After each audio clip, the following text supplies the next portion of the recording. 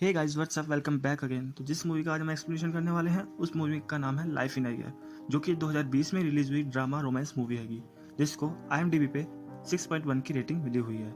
इस मूवी में दिखाया गया कि कैसे एक लड़की को कैंसर होता है और जो उसका बॉयफ्रेंड होता है उसकी सारी खुशी, सारी चाहत एक साल में पूरी करने की कोशिश करता है। तो चलिए बिना किसी देरी करते हुए वीडियो स्टार्ट करते हैं।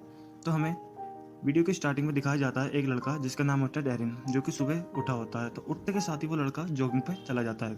यहाँ पे हमें पता चलता है जो डैरिन लड़का होता है वो बहुत ही ज़्यादा हेल्थ कॉन्शियस और एक स्पोर्ट्स पर्सन भी होता है, और उसके अपने अपने एम्बिशंस होते हैं। और वो अपने फादर को दिखाया जाता है उसके, जो कि उसके फादर उसे कहते हैं कि तुम पिछले रिकॉर्ड से 5 सेकंड लेट हो, जिस वजह से जो डैरिन होता है थोड़ा अपसेट हो जाता है, अपने फादर को इम्प्रेस करने की कोशिश करता है। तभी अगले सीन में हमें ये दिखाते हैं जो डैरिन है उसको रैप करना बहुत ज़्यादा अच्छा लगता है। उसके दिमाग में रैपिंग म्यूज़िक का उसको कुछ ज़्यादा ही होता है। तो यहाँ पे अगले सीन में देखते हैं कि डैरिन के फादर होते हैं और डैरिन के स्कोर चेक कर रहे होते हैं और उसे फोर्स करने की कोशिश करते हैं कि वो वहाँ की सबसे टॉप यूनिवर्सिटी में जाए, जिसका नाम हार्वर्ड यूनिवर्सिटी होता है। तभी हम देखते हैं कि डैरिन अपने 2 दोस्त से मिलता है जिसका नाम होता है सैमी और कैरन।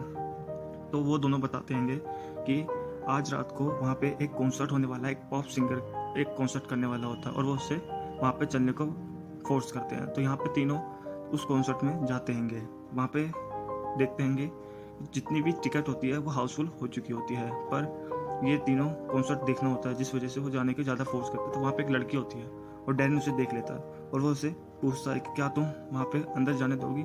जब वो उससे पैसे लेके वहाँ उनको अंदर जाने की परमिशन दे देती है, पर वहाँ पे एक गार्ड आ जाता है और उन चारों को भगा देता है, जिस वजह से हमें पता चलता है कि वो दोनों ही नकली होते हैं। वो भी कॉन्सर्ट देखने आई होती है, पर डैरिन उस लड़की को कहीं ना कहीं पसंद करता है और वहाँ पे वो उस लड़की को एक आइसक्रीम पार्लर में देख लेता है, जिस वजह से वो लड़की से मिलने जाता है अपने दोनों दोस्तों के साथ। और वहाँ पे वो लड़की उसे सिंग करके भी दिखाती है और यहाँ पे डैरिन उस लड़की को पसंद करने लगता है और उसे डेट पे चलने के लिए पूछता है। और वहाँ पे हम देखते हैं कि उस लड़की का नाम होता है इजाबेल और उसकी स्टेप मदर, यानी कि जो उसकी स्टेप मदर होती है वो एक ट्रांसजेंडर वुमेन होती है।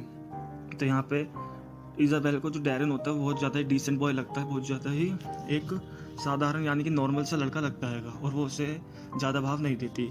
पर डैरिन होता है वो इजाबेल को ज़्यादा पसंद करने लगता है। ये दोनों डेट पे भी जाते हैं और वहाँ पे ना कि कोई 5 स्टार होटल की बजाय इजाबेल उसे एक स्ट्रीट फूड लेके जाती है, जो कि डैरिन को काफ़ी अच्छा लगता है।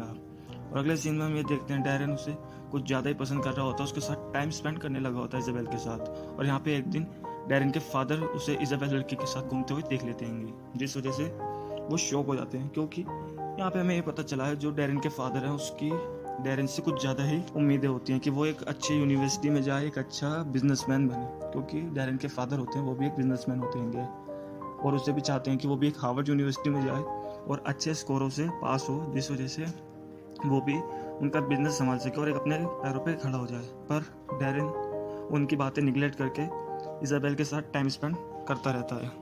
और अभी हम अगले सीन में देखते हैं कि डैरिन इजाबेल के घर जाता है और वो वहाँ पे बहुत सारे टैग्स देखता है जो कि इजाबेल ने अपने बोर्ड पे लगा रखे होते हैं।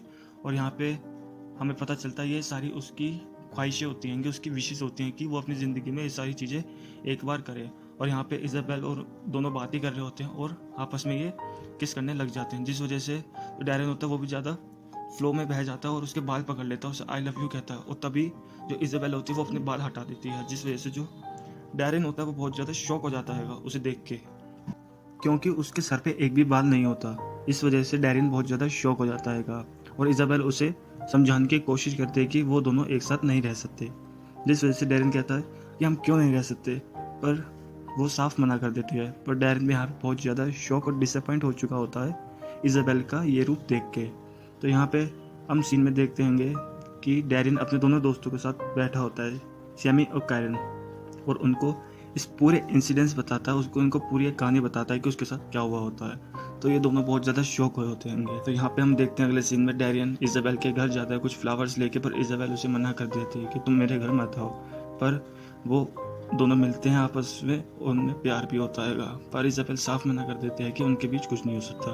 पर अब डैरिन डिसाइड कर लेता है कि जितनी भी इजाबेल की ख्वाहिशें हैंगी वो सारी पूरी करेगा और उसे वो क्लिनिक भी लेके जाता है, उसके अच्छे से अच्छे हॉस्पिटल में इजाबेल का इलाज कराता है। और इजाबेल भी डैरिन को एक पॉप स्टूडियो में लेके जाती है और उसका गाना रिकॉर्ड करवाती आएगी और डैरियन भी उसे अपनी शादी के लिए प्रपोज करता है, पर इजाबेल मना कर देती है कि उसकी शादी नहीं हो सकती क्योंकि उसके पास टाइम नहीं बचा होता।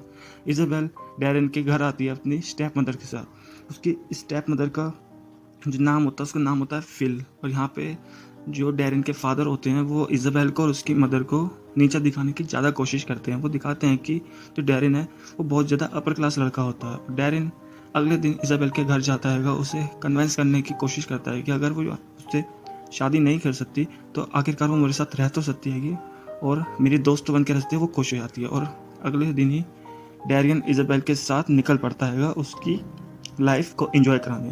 वो हर खुशी के साथ उसको उसकी हर खुशी देता है इजाबेल को, जो भी उसकी ख्वाहिशें होती हैं सारी जाता है। और यहाँ पे इजाबेल भी अपनी ज़िंदगी से आखिरकार खुश होती है और डैरियन भी बहुत खुश होता है और ये दोनों लास्ट बार इंटीमेट होते हैं। और यहाँ पे इंटीमेट होने के दौरान जो इजाबेल है उसकी तबीयत बहुत ज़्यादा ख़राब हो जाती है क्योंकि उसका लास्ट टाइम चल रहा होता है। पर कुछ दिनों बाद जो डैरियन की मदर है वो भी डैरियन को ज्वाइन कर लेती है। वो भी खुश होती है अपने बेटे को देखते के साथ। और उसी अगले सीन में देखते हैं जो अब इजाबेल की सिचुएशन होती है बहुत ज़्यादा टेरेबल डेडली हो जाती है कि उसके पास कुछ चंद दिन ही बचे होते हैं उसकी ज़िंदगी के। और तभी डैरियन अपनी वेडिंग का तैयार करता है इजाबेल और डैरियन की शादी के लिए। और यहाँ पे हम अगले सीन में देखते हैं अब डैरियन इजाबेल के बिना होता है, इजाबेल मर चुकी होती है कैंसर की वजह से, और डैरियन के फादर भी उसे दिलासा दे रहे होते हैं। और अब यहाँ पे जो डैरियन होता है उसका जो पॉप सिंगर होता है वो गाना भी हिट हो चुका होता है जिस वजह से बहुत ज़्यादा खुश होता है और यहीं पे मूवी का एंड हो जाता है। अगर आपको मूवी अच्छी लगी हो तो प्लीज़ डू लाइक शेयर